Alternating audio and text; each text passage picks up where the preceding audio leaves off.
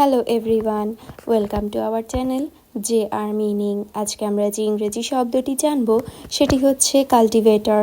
এর বাংলা অর্থগুলি হচ্ছে চাষি, কৃষক, কৃষি যন্ত্র পরিচালক। নিচের দুইটি উদাহরণ দেওয়া হলো।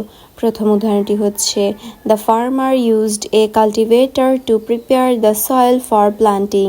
আমি আবারও বলছি, The farmer used a cultivator to prepare the soil for planting. এর বাংলা অর্থটি হচ্ছে চাষি মাটি প্রস্তুত করতে একটি চাষকারক যন্ত্র ব্যবহার করেছিল। দ্বিতীয় উদাহরণটি হচ্ছে he is known as a cultivator of fine arts in the community.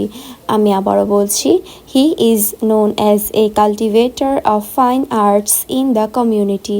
এর বাংলা অর্থটি হচ্ছে সম্প্রদায়ে তিনি সূক্ষ্ম শিল্পের একজন চাষি হিসেবে পরিচিত। ধন্যবাদ।